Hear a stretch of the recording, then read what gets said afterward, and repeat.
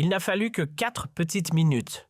Juste 4, et pourtant elles ont suffi à allumer l'étincelle de la plus violente tempête diplomatique entre Paris et Tel Aviv depuis les remous de la guerre des 6 jours. À la tribune des Nations Unies, Benjamin Netanyahou venait d'achever avec une précision chirurgicale et une froide arrogance son assaut verbal contre la ligne française au Moyen-Orient. Convaincu d'avoir piégé Sébastien Lecornu, il savourait déjà sa prétendue victoire, pensant avoir ridiculisé le Premier ministre français devant la planète entière. Il regardait le Premier ministre français avec ce sourire calculé et cette expression de satisfaction, contenu qui avait fait sa redoutable réputation sur la scène internationale, persuadé que ce jeune dirigeant européen inexpérimenté allait plier et s'excuser comme tous les autres politiciens occidentaux avant lui face à la puissance redoutable du lobby pro-israélien et aux accusations rituelles d'antisémitisme. Mais quelque chose dans le regard de Lecornu aurait dû l'alerter. Une tranquillité troublante, une assurance qui contrastait avec l'embarras habituel des dirigeants européens dans ce type de situation. Car ce qui allait se passer ensuite dépasserait toutes les attentes et changerait à jamais l'équilibre géopolitique au Moyen-Orient. Sébastien Lecornu se leva avec une lenteur calculée, ajusta sa veste avec cette élégance française naturelle et fixa Netanyahou droit dans les yeux. Pas un seul muscle de son visage ne trahissait la moindre émotion. Puis, d'une voix claire et posée, il prononça ces mots qui glacèrent l'Assemblée. « Monsieur le Premier ministre Netanyahou, je vous remercie pour cette démonstration magistrale de ce qu'est devenue la diplomatie israélienne moderne.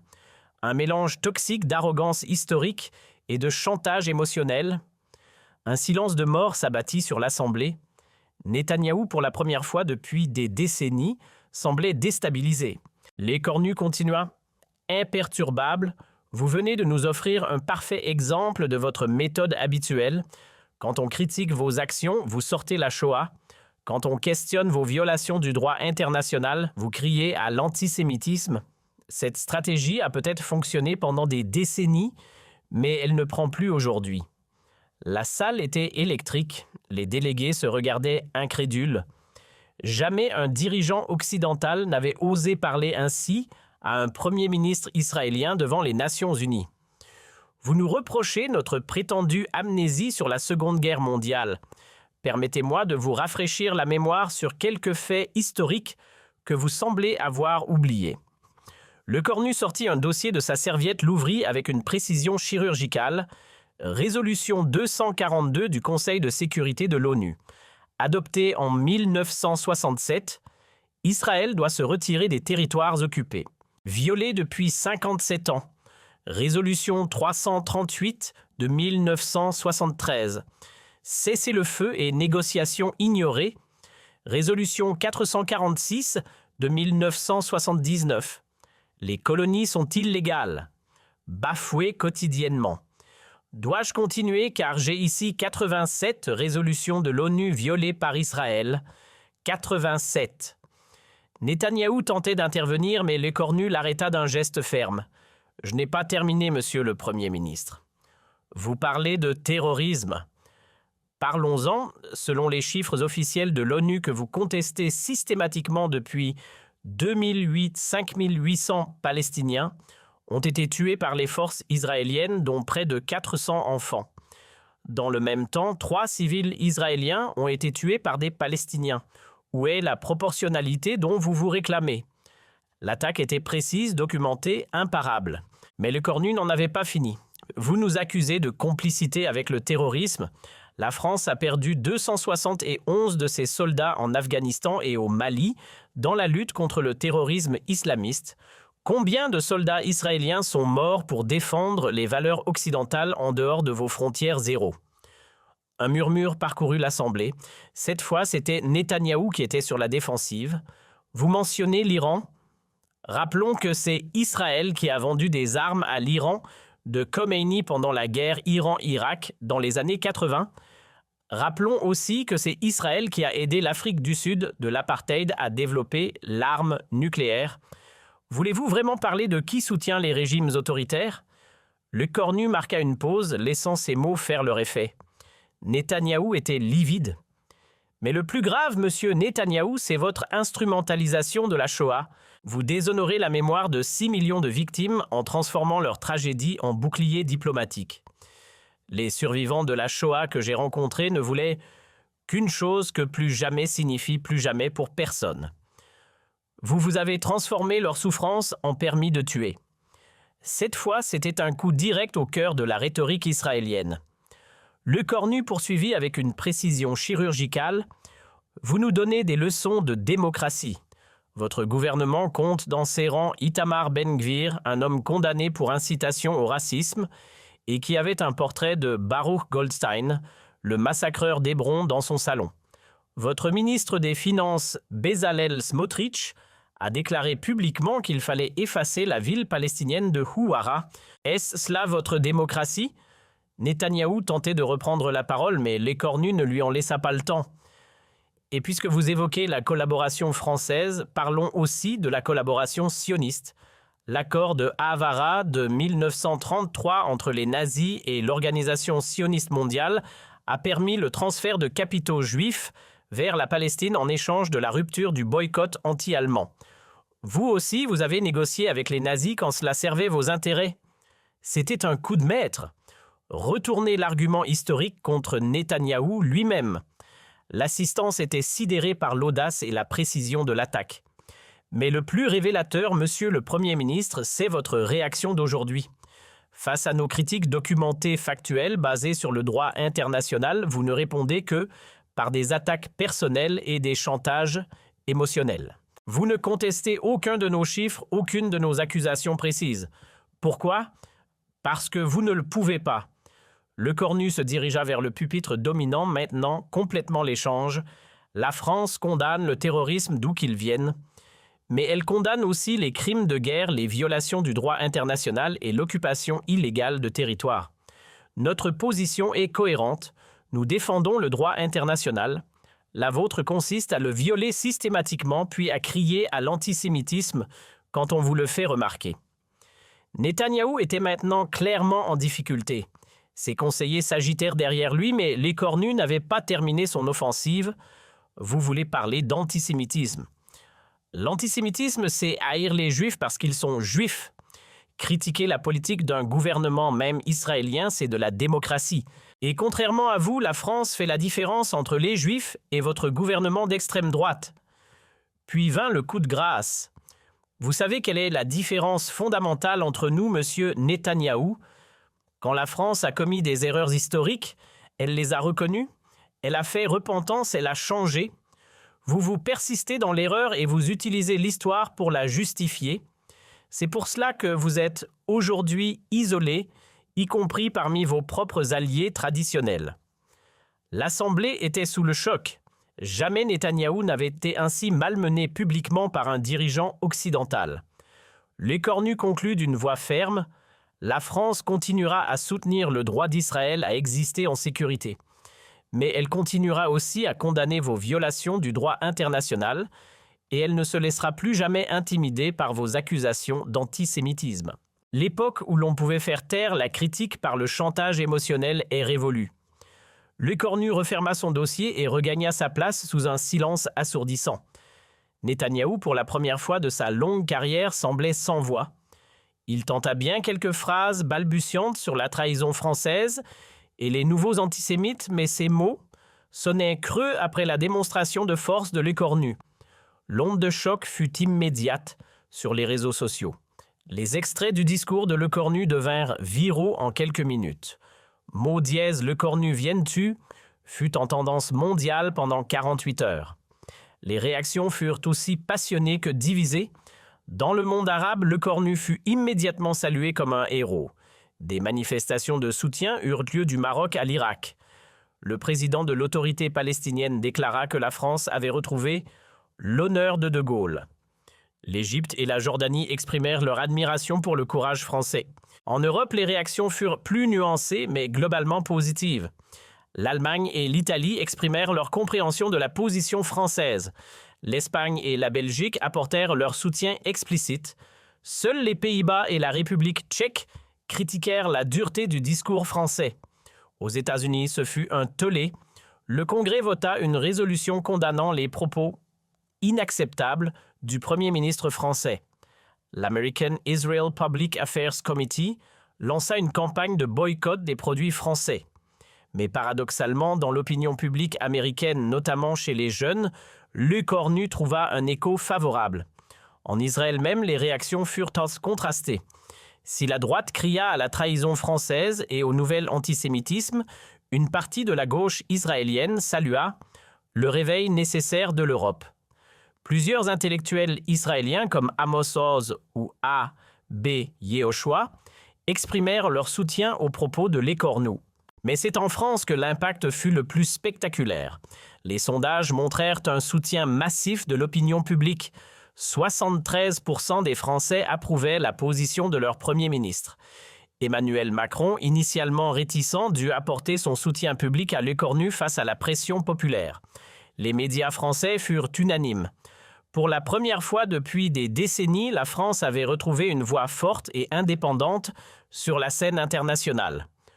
L'œcornu a rendu sa fierté à la diplomatie française, titrait Le Figaro. Enfin, un dirigeant qui ne se couche pas, écrivait Libération. 3 jours après l'incident, Netanyahou tentait encore de minimiser l'impact du discours de l'œcornu, mais les dégâts étaient faits. Pour la première fois de sa carrière, ses méthodes d'intimidation avaient échoué publiquement. Pire, elles s'étaient retournées contre lui. L'Union européenne, galvanisée par l'exemple français, adopta quelques semaines plus tard des sanctions ciblées contre les dirigeants de colonies israéliennes.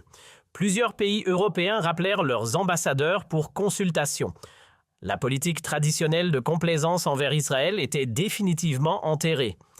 Netanyahou, affaibli par cet échec diplomatique majeur, dut faire face à une crise de confiance au sein de sa propre coalition. Plusieurs ministres lui reprochèrent d'avoir provoqué inutilement la France et compromis les relations avec l'Europe. Quant à l'œcornu, il devint instantanément une figure internationale. Invité dans toutes les grandes universités américaines, sollicité par tous les médias mondiaux, il incarnait désormais ce nouveau leadership européen dont beaucoup rêvaient.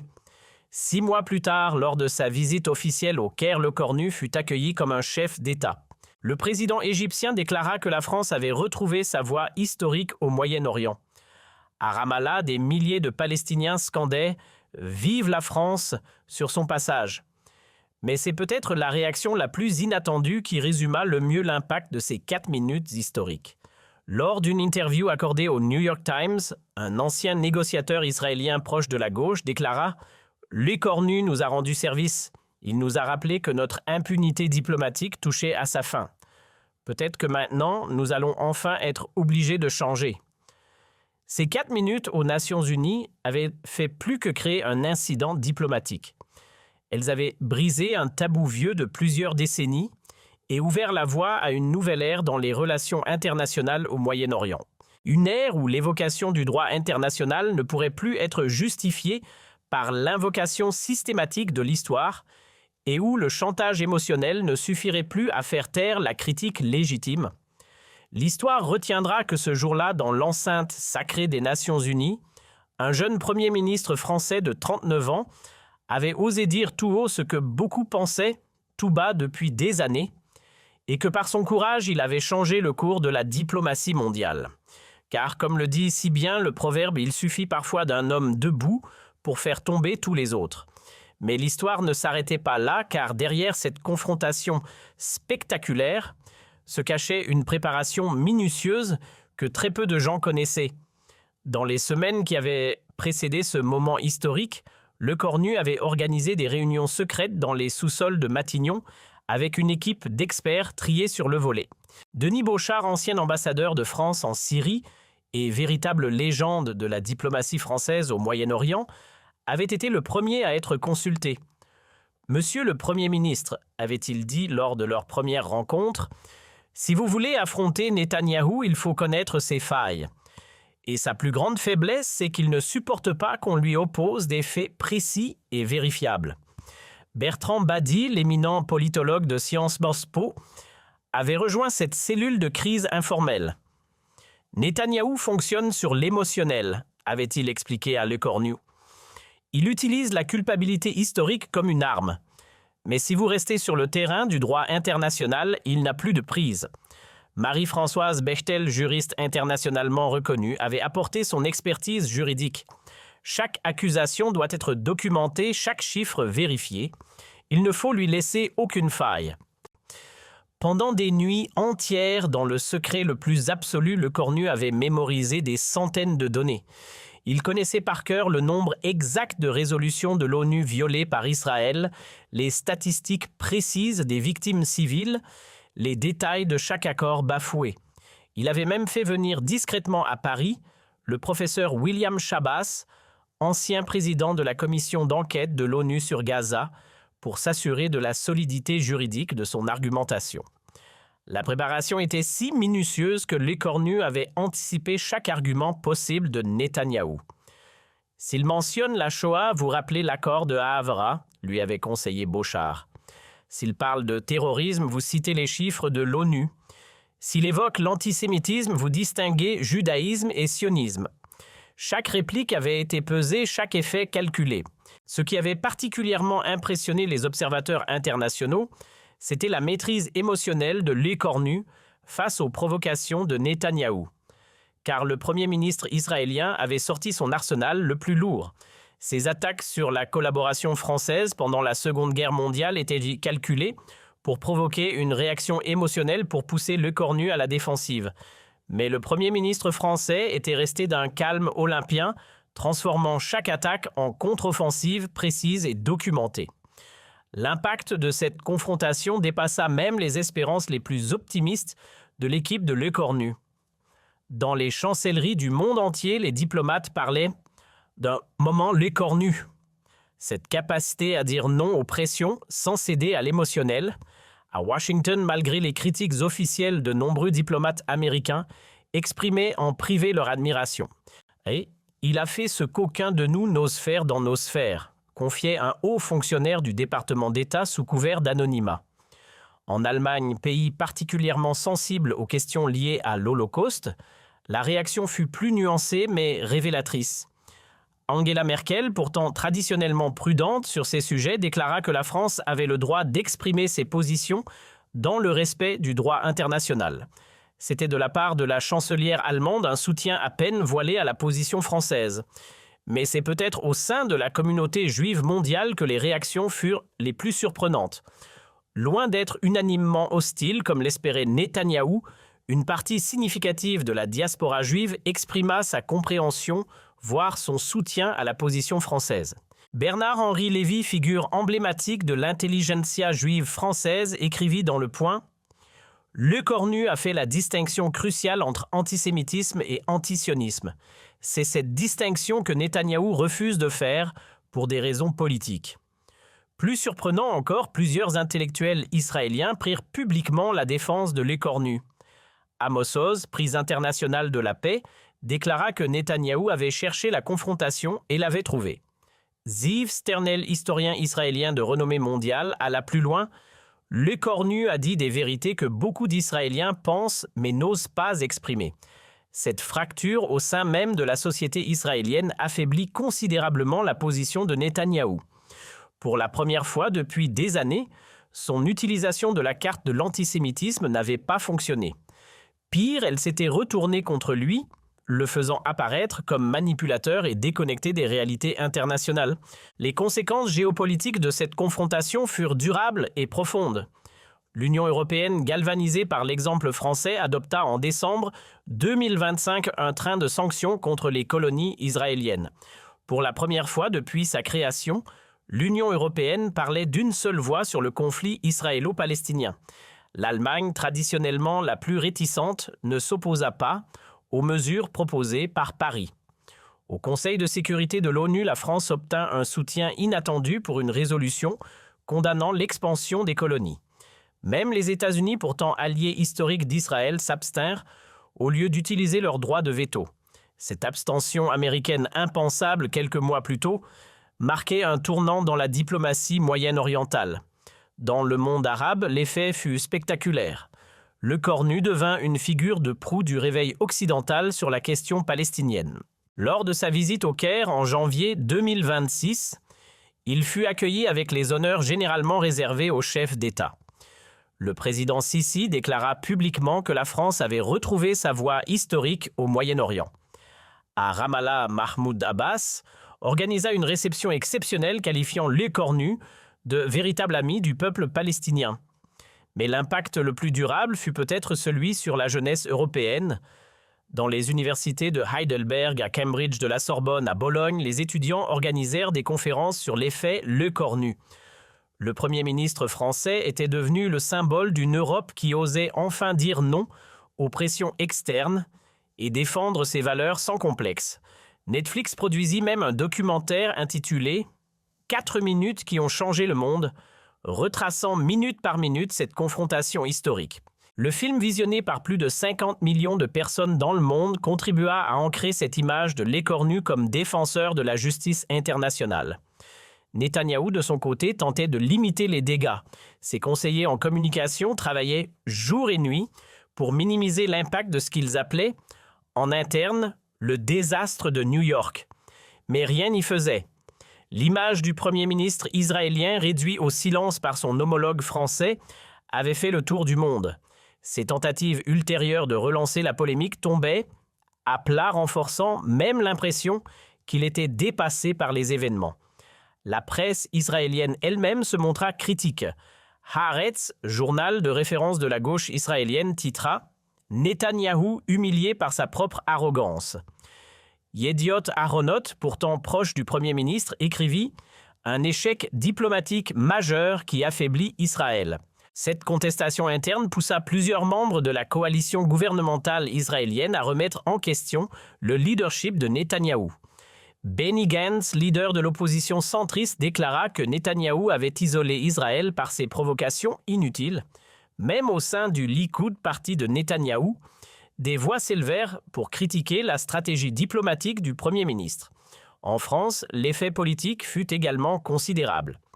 Emmanuel Macron, initialement prudent sur les déclarations de son Premier ministre, dut rapidement apporter son soutien public face à la popularité de l'écornu. Les sondages montraient que 78% des Français approuvaient la position de leur Premier ministre, un score exceptionnellement élevé sur un sujet de politique étrangère. L'opposition française, toutes tendances confondues, fut contrainte de soutenir l'écornu. Marine Le Pen déclara que pour une fois, la France défendait ses intérêts. Jean-Luc Mélenchon salua le courage de dire enfin la vérité. Même Valérie Pécresse reconnut que l'écornu avait rendu sa fierté à la diplomatie française. Cette unanimité nationale rare renforça considérablement la position internationale de la France. Pour la première fois depuis des décennies, un dirigeant français parlait au nom de l'Europe tout entière sur un sujet majeur de politique internationale. L'Allemagne et l'Italie commencèrent à aligner leur position sur celle de Paris, créant un front européen uni face aux pressions israéliennes et américaines. 6 mois après la confrontation lors du sommet du groupe des 7 en Italie, l'écornu était devenu incontournable. Joe Biden, qui avait initialement critiqué ces déclarations, finit par reconnaître que la France avait le droit de défendre sa vision du droit international. Cette reconnaissance implicite de la justesse de la position française marqua un tournant dans les relations transatlantiques. L'effet l'écornu se propagea même au-delà de la question moyen-orientale. D'autres dirigeants européens commencèrent à adopter des positions plus fermes face aux pressions extérieures. Le Premier ministre espagnol durcit le ton avec le Maroc sur la question du Sahara occidental. Le chancelier autrichien critiqua ouvertement la Turquie sur les droits de l'homme. L'Europe semblait avoir retrouvé sa voie. Cette nouvelle assertivité européenne inquiétait Washington. Le département d'État multiplia les consultations avec les capitales européennes pour maintenir l'unité occidentale. Mais le mal était fait. L'Europe avait découvert qu'elle pouvait dire non aux États-Unis sans que le monde s'effondre. 1 an après la confrontation lors de l'Assemblée générale de l'Organisation des Nations Unies de l'année 2026, Netanyahou et l'écornu se retrouvèrent dans la même enceinte. Cette fois, c'est le Premier ministre israélien qui évita soigneusement son homologue français. Les journalistes présents notèrent que Netanyahou semblait diminuer face à un l'écornu, désormais considéré comme l'une des voix les plus influentes de la diplomatie mondiale. L'histoire retiendra que ces 4 minutes aux Nations Unies marquèrent un tournant non seulement dans le conflit israélo-palestinien, mais dans l'émergence d'une Europe plus indépendante et plus assertive. Lecornu avait prouvé qu'il était possible de résister aux pressions de dire la vérité au pouvoir et de changer le cours de l'histoire par la seule force de la conviction et de la préparation. Comme l'écrivit le Washington Post dans un éditorial remarqué, « En 4 minutes, un jeune Premier ministre français a fait ce que des décennies de diplomatie n'avaient pas réussi à accomplir, briser l'omerta occidentale sur les violations israéliennes du droit international. » Cette phrase résumait parfaitement l'impact historique de ce moment unique où David français avait terrassé Goliath israélien non par la force, mais par la vérité. Mais derrière cette victoire diplomatique spectaculaire se cachaient des mois de préparation intense et secrète que très peu de personnes connaissaient. L'histoire vraie de cette confrontation avait commencé bien avant les Nations Unies dans le bureau feutré de Lecornu à Matignon par une froide soirée de septembre. Ce soir-là, alors que Paris s'endormait, le Premier ministre français étudiait méticuleusement un dossier confidentiel de 400 pages intitulé « Stratégie rhétorique et faiblesse argumentative de Benjamin Netanyahou, analyse complète numéro 194 ».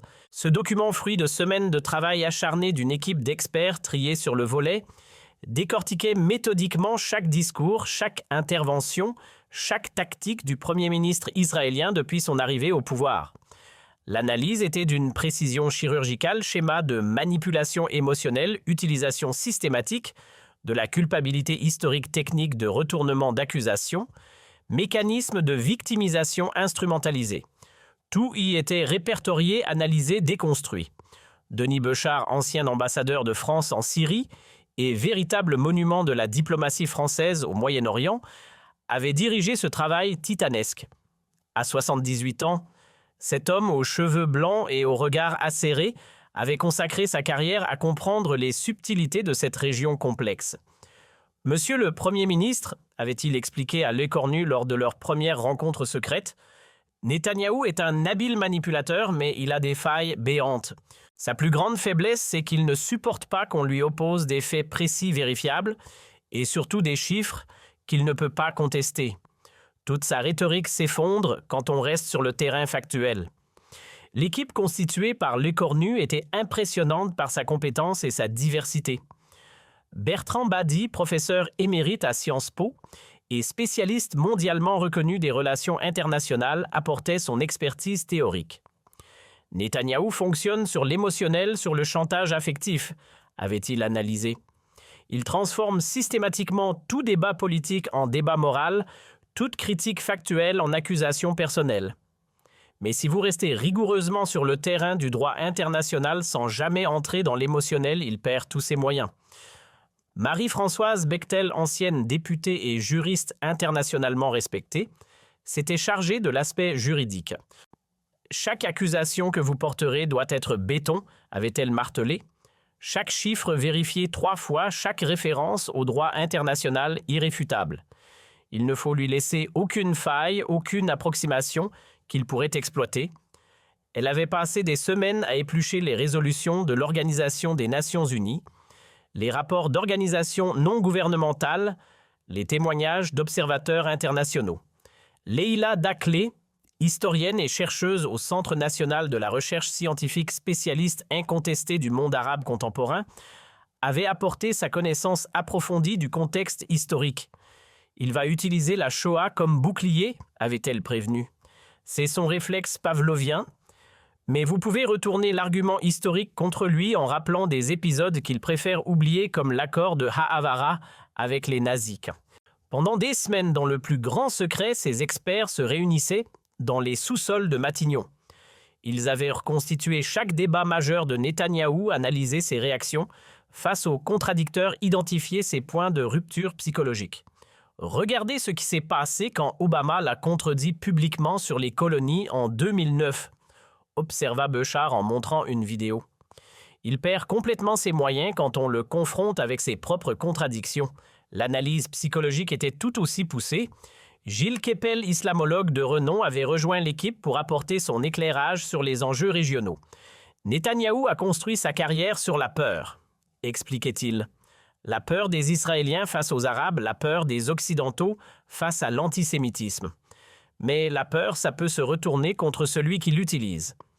Le plus impressionnant était la minutie de la préparation. Le Cornu avait mémorisé des centaines de données, 87 résolutions de l'Organisation des Nations Unies violées par Israël, 5000 Palestiniens tués depuis 2008, selon l'Organisation des Nations Unies, dont 400 enfants, 234 colonies illégales construites en Cisjordanie, 48 000 maisons palestiniennes détruites depuis 2000. Chaque chiffre était gravé dans sa mémoire, chaque source vérifiée et recoupée. Il faut que ce soit plus qu'un débat politique, avait insisté Le Cornu lors d'une de ses réunions nocturnes. Il faut que ce soit un moment de vérité historique, quelque chose qui change définitivement la donne. L'ambition était immense, le défi colossal, mais l'équipe était convaincue que le moment était venu.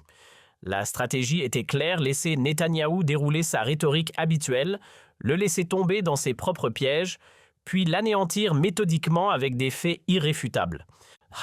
Il va vous attaquer sur l'histoire, vous culpabiliser sur la Shoah, vous accuser d'antisémitisme, avait prédit Béchar. Laissez-le faire, plus il en fera plus, sa chute sera spectaculaire. Pour tester sa préparation, le Cornu avait organisé des simulations.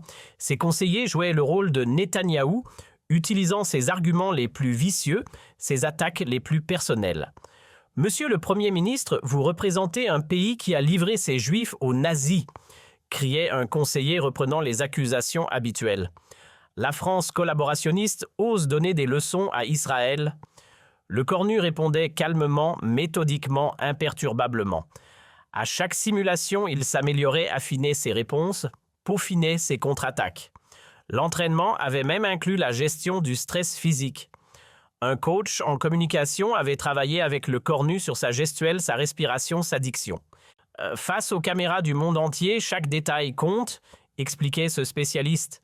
Votre calme doit contraster avec son agressivité, votre sérénité avec sa colère. 3 jours avant son départ pour New York, le Cornu avait organisé une dernière répétition générale dans la grande salle des fêtes de Matignon, transformée pour l'occasion en réplique de l'Assemblée générale de l'Organisation des Nations Unies. Cette fois, c'était Béchar lui-même qui jouait Netanyahou, utilisant toute son expérience pour reproduire l'éthique, les intonations, les tactiques du Premier ministre israélien. Monsieur le Cornu, votre gouvernement soutient les terroristes du Hamas, avait-il lancé avec la véhémence de Netanyahou. La France antisémite reprend du service. Le Cornu avait répondu avec une froideur glaciale. Monsieur l'ambassadeur, je note que vous préférez l'accusation personnelle au débat factuel. C'est révélateur de la faiblesse de votre position. Béchar avait souri. Parfait, vous êtes prêt. Le voyage vers New York s'était déroulé dans la plus grande discrétion. Dans l'avion présidentiel, le Cornu relisait une dernière fois ses notes, répétait ses arguments clés. Son équipe l'entourait, apportant les derniers ajustements, les ultimes précisions. « N'oubliez pas, lui rappela Beckel, chaque mot que vous prononcerez sera scruté, analysé, instrumentalisé. La précision est votre force. » À New York, l'atmosphère était électrique. Les journalistes du monde entier sentaient qu'un événement majeur se préparait. Dans les couloirs de l'hôtel où séjournait la délégation française, les téléphones portables crépitaient. Les correspondants diplomatiques échangeaient leurs dernières informations, leurs analyses, leurs prédictions. Netanyahou lui-même semblait confiant. Ses conseillers rapportaient qu'il était en pleine forme, prêt pour ce qu'il appelait en privé la remise à niveau du jeune Premier ministre français. L'équipe israélienne avait préparé sa propre stratégie, attaquée d'emblée sur l'histoire, utiliser massivement la culpabilité de la Shoah, contraindre le Cornu à la défensive.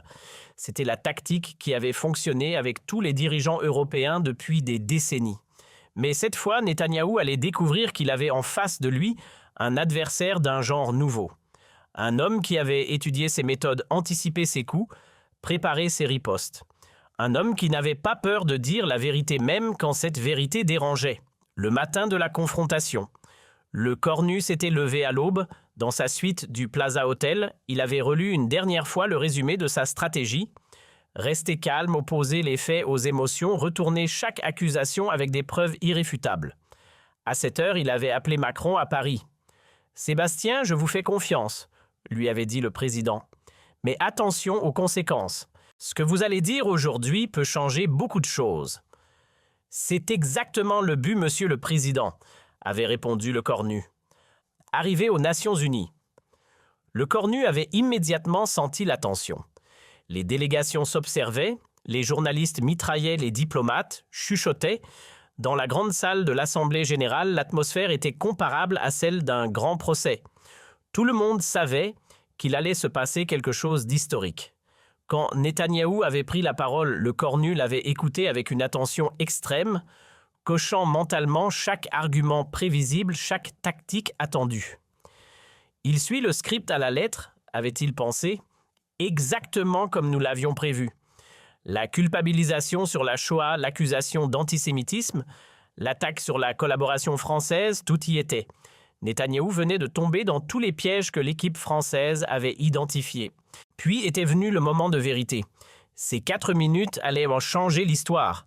Le cornu s'était levé avec la sérénité de celui qui sait exactement ce qu'il va dire et comment il va le dire. Face à lui, Netanyahou souriait encore convaincu d'avoir déjà gagné. Il ne savait pas qu'il venait de déclencher sa propre destruction. Car derrière chaque mot prononcé par le cornu, il y avait des mois de préparation, des centaines d'heures de travail, une stratégie millimétrée. Ce n'était pas de l'improvisation, c'était de la haute précision diplomatique, une démonstration de ce que peut accomplir l'intelligence collective quand elle se met au service d'une cause juste. Quand le cornu avait commencé à égrener les résolutions de l'Organisation des Nations Unies violées par Israël, Netanyahou avait compris qu'il était tombé dans un piège. Mais il était trop tard. Le mécanisme était enclenché et rien ne pouvait plus l'arrêter. Chaque tentative d'interruption, chaque protestation ne faisait que renforcer l'impression que le Premier ministre israélien était dépassé par les événements. L'impact de cette confrontation dépassa toutes les prévisions, même les plus optimistes de l'équipe française. En quelques heures, les extraits du discours de Le Cornu firent le tour du monde. Sur les réseaux sociaux, les mots dièse, Le Cornu's Netanyahou et Truthto Netanyahou devinrent viraux. Des millions d'internautes partageaient les moments forts de l'intervention française, commentaient, analysaient, débattaient. Dans les rédactions du monde entier, c'était l'effervescence. Les éditorialistes travaillaient jour et nuit pour analyser cet événement sans précédent. Un moment historique, titrait The New York Times. La France brise le tabou, analysait The Guardian. Netanyahou KO debout, résumait La Repubblica. Mais c'est dans le monde arabe que l'impact fut le plus spectaculaire. Du Maroc à l'Irak, de l'Égypte au Liban, des millions d'Arabes découvraient qu'un dirigeant occidental pouvait enfin tenir tête à Israël sans complexe. Al Jazeera diffusa l'intégralité du discours de Le Cornu en boucle pendant 48 heures. Dans les cafés de Casablanca, du Caire, de Beyrouth, on ne parlait plus que du miracle français. Les réactions officielles furent à la hauteur de l'événement. Le président de l'autorité palestinienne Mahmoud Abbas déclara que la France avait retrouvé l'esprit du général de Gaulle. Le roi de Jordanie Abdallah II salua le courage français. Même l'Arabie saoudite, traditionnellement prudente, exprima sa satisfaction face à la position française. En Europe, l'effet domino était saisissant. L'Espagne annonça qu'elle soutiendrait pleinement les positions françaises. L'Italie emboîta le pas. Même l'Allemagne, pourtant traditionnellement prudente sur ces questions, en raison de son histoire, nuança sa position. Angela Merkel déclara que tous les pays avaient le droit d'exprimer leur position dans le respect du droit international, une façon diplomatique de soutenir la France. Au sein de l'Union européenne, l'impact fut révolutionnaire. Pour la première fois depuis des décennies, les 27 pays membres trouvèrent un terrain d'entente sur le conflit israélo-palestinien. En décembre 2025, l'Union européenne adopta à l'unanimité un train de sanctions contre les colonies israéliennes. Un vote historique qui marquait la fin de la paralysie européenne sur cette question. Aux États-Unis, malgré les critiques officielles, l'impact fut plus nuancé qu'attendu. Si le Congrès vota effectivement une résolution condamnant les propos inacceptables du Premier ministre français, l'opinion publique américaine se montra plus partagée.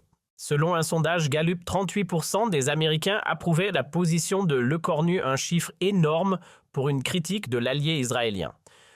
Plus significatif encore au sein de l'administration Biden, des voix commencèrent à s'élever pour réévaluer la politique américaine au Moyen-Orient. Jake Sullivan, conseiller à la sécurité nationale, déclara officieusement que la France avait soulevé des questions légitimes sur l'application du droit international.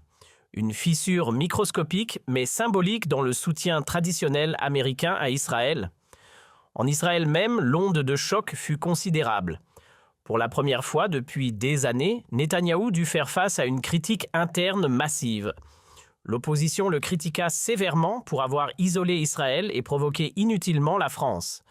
Yair Lapid, leader de l'opposition centriste, déclara que Netanyahou avait causé des dégâts diplomatiques majeurs par son arrogance. Même au sein du Likoud, le parti de Netanyahou, des voix discordantes se firent entendre. Plusieurs députés critiquèrent en privé la stratégie de confrontation avec l'Europe. L'ancien ministre Gideon Sa'ar osa même déclarer publiquement que Netanyahou devait assumer ses responsabilités dans cette crise diplomatique. La presse israélienne, traditionnellement complaisante envers Netanyahou, se montra inhabituellement critique. Haaretz titrait « L'arrogance de Netanyahou humilie Israël ». Yediot Aharonot analysait un échec diplomatique qui affaiblit notre position internationale. Même The Jerusalem Post, pourtant conservateur, s'interrogeait « Netanyahou a-t-il perdu le sens des réalités ?»